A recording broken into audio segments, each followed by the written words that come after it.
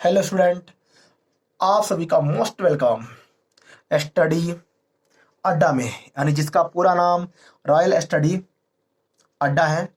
मैं आप सभी को कुछ आज बेसिकली मैथ जो क्लास 5th से ऊपर यानी क्लास 6 से स्टार्टिंग होती है उस टाइप में मैं आप लोग को बेसिक कुछ अलजेब्रिक के बारे में, यानी जिसको हम प्यार से बोले तो कहते हैं अलजेब्रा। अलजेब्रा का नाम सुना होगा, क्लास 5th से पहले वाले स्टूडेंट तो नहीं सुने होंगे, लेकिन बता दे रहे हैं। जिसका होता है बीज गणित। ये बीजगणित क्या होता है? आपने कॉन्सोनेंट वेरिएबल के बारे में पढ़ा होगा। हिंदी मीडियम वाले बच्चे चर अक्षर के बारे में पढ़े होंगे। तो मैं आपको जो अलजेब्रिक मैथमेटिक्स बनी हुई है वो वेरिएबल पे बनती है। वेरिएबल कहे तो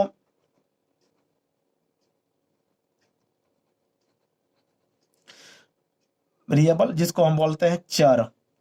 और चर का मतलब क्या बच्चों? जो अंकों के साथ में मानिए ए बी सी डी या ऐसे करके एक्स वाई जेड, यानी खास करके ना इन सवालों में एक्स वाई और जेड एक खास करके सवाल आता है जब अंक के साथ में जब ये जुड़ करके आए या सिंगल सिंगल आए, जब इसके जोड़ घटाओ गुणा भाग यानी डिवाइड हो मल्टीप्लाई हो, ठीक है ना, सब्ट्रैक्शन हो, इस प्रकार की जब इसकी हो एबीसीडी का एक्स वाई जेड का, तो समझ जाओ कि वो अलजेब्रिक मैथमेटिक्स है, यानी अलजेब्रा वो मैथ यानी बीजगणित है। तो मैं इसी के बारे में कुछ बेसिक बताने जा रहा हूं। जैसे पिछले वीडियो में आपने देखा भी था, मैंने बताया था कि x प्लस एक्स को क्या करेंगे, जोड़ेंगे। यानी मैंने इसका ऐड बता रहा हूं पहले, ऐड सिंपल ऐड के बारे में। x और x को क्या कर रहे हैं, हम जोड़ रहे हैं, ठीक है ना, यानी जोड़ रहे हैं। तो सबसे पहले यहाँ पर ध्यान लीजिए, x बराबर होता है 1, y बराबर होता है 1 और z बराबर होता है 1। तो बच्चों को दिमाग में आ रहा होगा फिर एबीसीडी बराबर क्या होता है। अरे सबके बराबर अलजेब्रिक मैथमेटिक्स में ये समझ जाओ कि सबके बराबर क्या होता है, 1 होता है। यानी ए आए या बी आए सी बराबर उसके बराबर क्या, 1 माना जाता है, यानी 1 माना जाता है। तो सपोज दैट मानिए x बराबर 1, तो 1 और फिर यहाँ 1, तो 1 और 1 को जोड़ेंगे तो हो जाएगा 2, यानी दोनों को ऐड करेंगे तो 2 हो जाएगा। और दोनों में x कॉमन है तो यहाँ पर x लिख देंगे, तो यानी कहने का मतलब 1x और 1x हो जाएगा 2x। उसी प्रकार से यानी मान लीजिए यहाँ पर हो जाएगा 2x प्लस x, क्या ऐड होगा? हाँ स्टूडेंट, ऐड होगा, क्योंकि यहाँ पर 2x और क्या यहाँ पर 1x, तो हो जाएगा ये आपका 3x। इसी प्रकार से 6x ले लो, 11x ले लो, जितना बड़ा संख्या हमें इससे मतलब नहीं है, लास्ट में वेरिएबल सेम होनी चाहिए।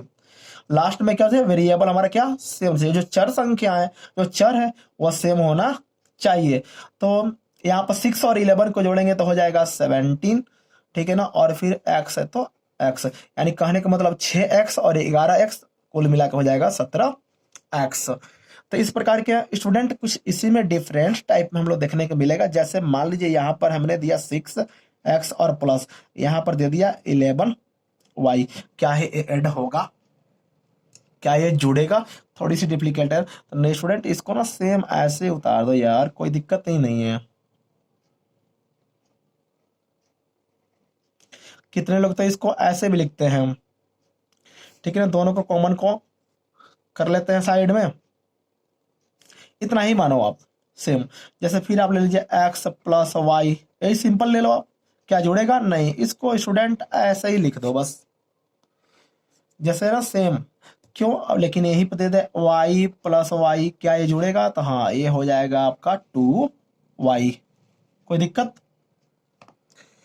ठीक है, क्यों यहाँ पे क्यों जुड़ गया? क्योंकि यहाँ पे वेरिएबल वेरिएबल सेम है, यानी यहाँ पर भी y हुआ है यहाँ पर ही y है, जब दोनों इक्वल रहेगा तो आपस में ऐड हो जाएगा।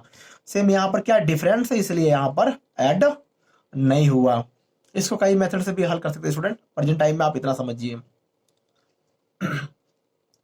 और क्या, और मानिए आपका सब्ट्रैक्शन में ले लीजिए, सेम उसी प्रकार से, कोई दिक्कत नहीं है। तो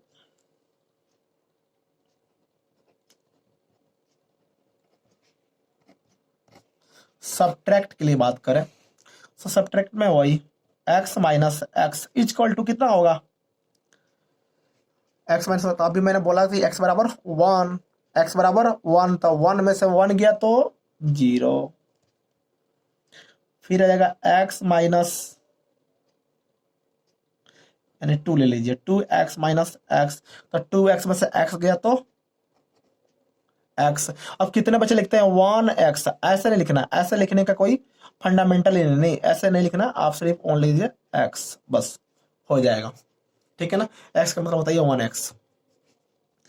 अब कितने स्टूडेंट, 6x माइनस 4x कितना हो जाएगा 2x। समझ में आया इतना।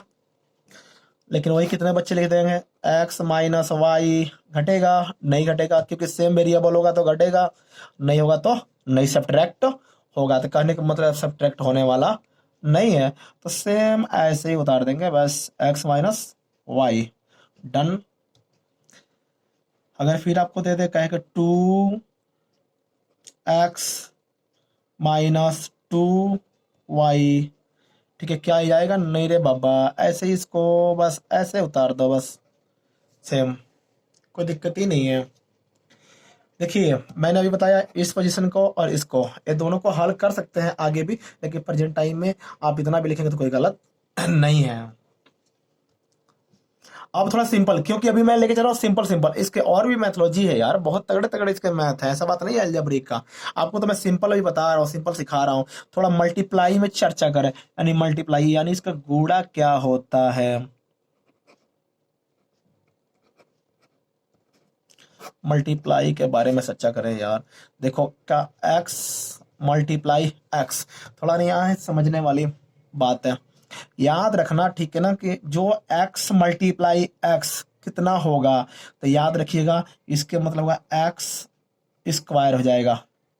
क्या हो जाएगा ये, एक्स स्क्वायर। अब बच्चों को तो समझ में नहीं आ रहा होगा, याद रख लेना ना हमेशा, यानी ऑलवेज क्या होगा, जो इसके पावर होंगे जुड़ेंगे। अभी मैंने बोला था x बराबर क्या होता है 1, तो याद रखना मल्टीप्लाई में याद कर लेना, यानी कहने के मतलब कि गुणा में हमेशा क्या होता है, x की पावर 1 मानी जाती है, ठीक है ना। और क्या होता है, पावर आपस में जुड़ता है, गुणा में कभी भी पावर क्या होती है, जुड़ती है। तो यहाँ पर x बराबर 1 माने तो x बराबर यहाँ पर 1, यहाँ पर भी 1। अगर इसको करना चाहें तो यानी कहने के मतलब x 1 प्लस 1 था, और जब इसे किए तो हो गया x इक्वल एक्स स्क्वायर बन गया। ये जो x के ऊपर 2 चलेगा इसको स्क्वायर बोलते हैं। अब सेम उसी प्रकार से अभी मैंने बोला कि पावर जुड़ जाता है, याद रखिएगा, ठीक है। यहाँ पर कोई पावर नहीं है तो 1 माना जाता है, x के ऊपर कोई भी पावर नहीं है तो क्या है, 1 माना जाता है। और मल्टीप्लाई में हमेशा पावर आपस में जुड़ जाते हैं। जैसे यहाँ पर आपको दे रहा है, यहाँ पर आपको एडिशनल दे दिया, मानिए कि एक्स स्क्वायर और multiply x the power 3x cube बोल लो, तो ये दोनों क्या होंगे, ये दोनों यहाँ पर भी x है, यहाँ पर भी से, यहाँ पर लिख दो एक बार x, और क्या मैंने बोला था कि मल्टीप्लाई में क्या होता है, पावर आपस में जुड़ जाते हैं, तो 2 प्लस 3 करेंगे तो हो जाएगा x की पावर 5। यह डायरेक्ट x की पावर 5 लिख दो तो कोई बात नहीं है, ठीक है, ये मैं समझाने के लिए आपको लिख दिया। उसी प्रकार से स्टूडेंट आपका और भी मैथोलॉजी आ जाए, जैसे 6x मल्टीप्लाई 2x की पावर 3 या क्यूब बोल लो, तो क्या करेंगे, यहाँ पर 6 और 2 का पहले मल्टीप्लाई कराएंगे तो हो जाएगा 12, और फिर यहाँ पर कुछ भी नहीं है तो पावर 1 है, और यहाँ पर 3 है तो हो जाएगा x दी पावर 4। ऐसे ऐड कर लो, करना है, नहीं तो डायरेक्ट मैंने यहाँ पर ऐड कर दिया, समझ गए, कोई दिक्कत ही नहीं है।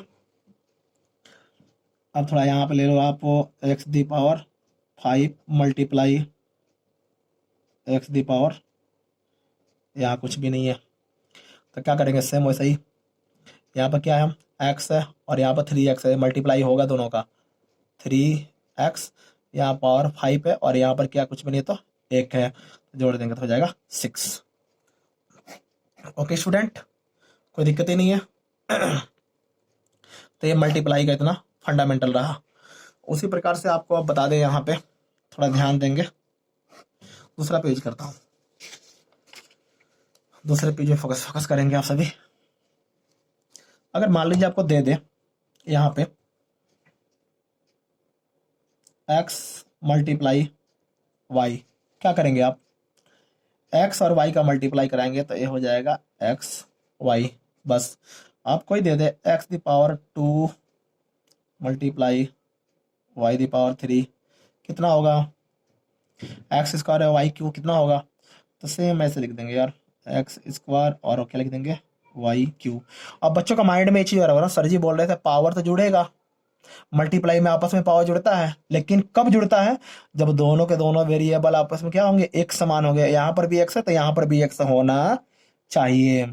जब दोनों पर एक्स क्या होंगे, समान होंगे, तब अगर यहाँ पर वाई है तो यहाँ पर भी वाई होता, तब आपस में दोनों पावर जुड़ जाते, लेकिन यहाँ पे जुड़ने वाला नहीं है। अब ध्यान देंगे, यहाँ पर एक दे दे आपको 6x के पावर 3 मल्टीप्लाई 2 y की पावर 4, ऐसे दे तो क्या करेंगे, यहाँ पर ध्यान दीजिएगा, यहाँ पर भी सेम वैसा ही, जो डिजिट है ना उसको आपस में मल्टीप्लाई कर लेंगे तो हो जाएगा 12, 6 तो जा 12, और यहाँ पर x दी पावर 3 है तो x the power 3, y the power 4 है तो y दी पावर 4, ये ऐसे हो जाएगा। समझ गए स्टूडेंट, कोई दिक्कत ही नहीं है, ठीक है।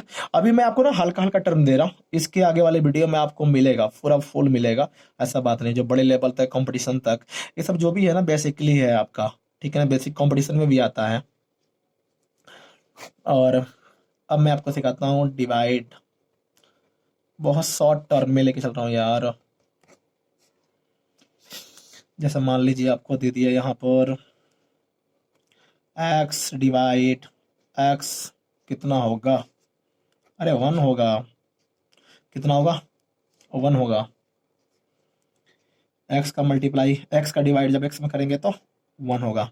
नहीं समझ में आता होगा ना, आपने फ्रैक्शन पढ़ा होगा, ये देखो x अपॉन x, x के टेबल में x अगर कटे तो कितना बार कटेगा, एक बार में कट जाएगा, वही मैंने यहाँ पे लिख दिया 1।